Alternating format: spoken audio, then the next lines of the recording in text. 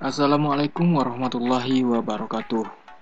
Alhamdulillah kita dapat bertemu lagi dalam pelajaran informatika. Pada pertemuan kali ini, Bapak akan menjawab pertanyaan-pertanyaan yang telah Bapak kumpulkan dari Anda semua dalam pertemuan minggu lalu. Ini cukup mengagetkan. Bapak kira akan banyak bertanya, ternyata hanya beberapa saja yang bertanya. Mungkin Anda semua sudah cukup mengerti dan paham tentang dunia IT. Ya, semoga saja begitu. Jadi, Bapak akan himpun saja beberapa pertanyaan tersebut dari Anda semua, dari semua lokal yang Bapak ajar pada satu video ini. Oke, kita mulai saja video ini dengan mengucapkan Bismillahirrahmanirrahim. Baiklah, pertanyaan pertama dari Anissa Nurzakia. Bapak bacakan pertanyaannya ya. Assalamualaikum Pak, ada satu pertanyaan yang ingin saya tanyakan. Pak, bukannya ada satu lagi jenis topologi jaringan? Kalau saya tidak salah namanya topologi tree. Apakah benar Pak? Mohon tanggapannya, terima kasih. Ya, ini pertanyaan yang sangat bagus. Berarti Anissa Nurzakia ini cukup kritis dalam memahami materi yang Bapak sampaikan pada pertemuan minggu lalu. Pertemuan yang lalu ya. Salah satu materinya yaitu tentang topologi jaringan. Ya, jadi topologi tree ini memang benar ada namanya topologi tree. Namun sejatinya topologi tree ini adalah gabungan dari topologi bus dan topologi star atau topologi bintang. Topologi tree ini adalah topologi star yang nanti akan gabungan dari beberapa topologi star yang akan dirangkai dengan satu jalur topologi bus. Jadi topologi jaringan ini pada dasarnya tetap ada 5. Jadi mengapa topologi tree ini tidak Bapak masukkan pada materi minggu lalu? Karena ini gabungan dari 2 topologi dasar yang ada.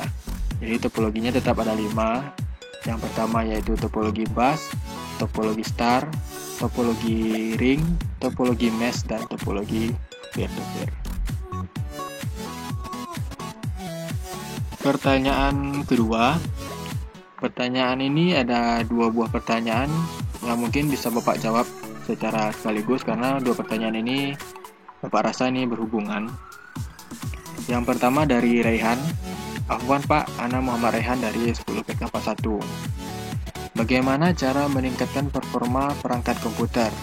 Apakah ada sampah yang harus dibersihkan atau aplikasi apa yang dapat digunakan Pak? Yang kedua, pertanyaan dari Zaskia Desni Hijayah.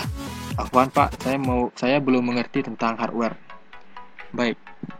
Jadi mungkin Bapak kembali ke pertanyaan Rehan dulu, bagaimana cara meningkatkan performa komputer? Tentu saja performa komputer ini yang paling utama itu tentunya hardware-nya. Ya, sekaligus menjawab pertanyaan Zaskia Desni Hijayah ini, apa itu hardware? Hardware itu adalah komponen fisik yang dapat dilihat, disentuh pada komputer. Contohnya monitornya, keyboardnya, dan lain-lain. Jadi performa ini tentu yang pertama hardware. Apa prosesor yang digunakan, semakin bagus prosesor yang kita gunakan, tentu saja performanya juga akan semakin meningkat. Berapa RAM yang kita gunakan, apa VGA yang kita gunakan ya. Itu yang pertama yang menunjang performa komputer. Lalu selanjutnya apa? Selanjutnya itu software. Software juga berpengaruh banyak terhadap performa komputer kita.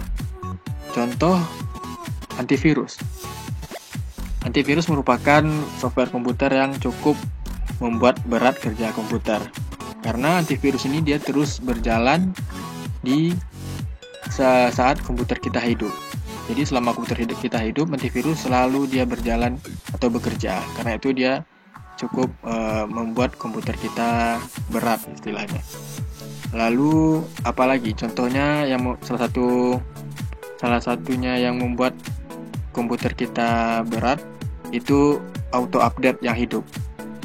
Contohnya auto update pada Windows. Jika auto update itu hidup, maka kerja komputer kita juga performanya juga akan menurun.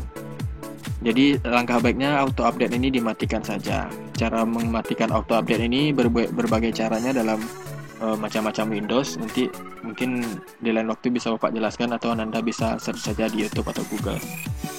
Ya, lalu dengan adanya virus juga banyak yang bekerja dalam menghancurkan sistem komputer kita sehingga performanya juga menurun. Ya, mungkin banyak juga faktor-faktor lain seperti usia komputer yang sudah tua dan lain-lainnya.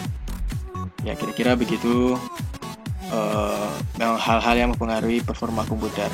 Jadi cara meningkatkannya yaitu yang pertama, bisa kita upgrade hardware-nya, bisa kita upgrade komputer itu sendiri terutama. Ya, cara gampangnya itu. Lalu cara kedua dengan software yaitu antivirus. Mungkin kita bisa memakai antivirus yang cukup ringan. Ya, lalu kita bisa matikan fitur auto update pada komputer kita. Lalu kita juga cek virus secara berkala, apakah ada virus yang mengganggu laptop atau komputer kita atau tidak. Dan mungkin kita bisa hapus aplikasi-aplikasi yang jarang kita gunakan atau tidak terlalu penting untuk komputer kita. Yang ketiga, ataupun sekaligus pertanyaan terakhir yang Bapak terima, ini pertanyaan yang cukup unik dan menarik dari Istiqomah. Pertanyaannya yaitu, dari apa pulsa dan kuota dibuat, Pak? Mungkin kita juga pernah terbersit, dari apa sih pulsa dan kuota itu dibuat? Oke, Bapak jawab. Sebenarnya pulsa dan kuota ini adalah sebuah bentuk pembayaran elektronik. Ya, karena kita menggunakan jasa. Kita menggunakan jasa dari provider yang menyediakan layanan berupa layanan telepon, SMS, internet, dan sebagainya. Jadi untuk jasa itu tentu saja kita membutuhkan sebuah bayaran. Jadi mereka tentu saja ada bayaran jasa dari yang pelayanan yang ditawarkan.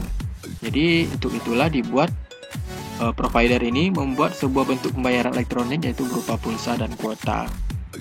Jadi pulsa dan kuota ini anggaplah sebuah uang elektronik yang tertanam di HP kita untuk sebagai pembayaran jasa dari pelayanan provider.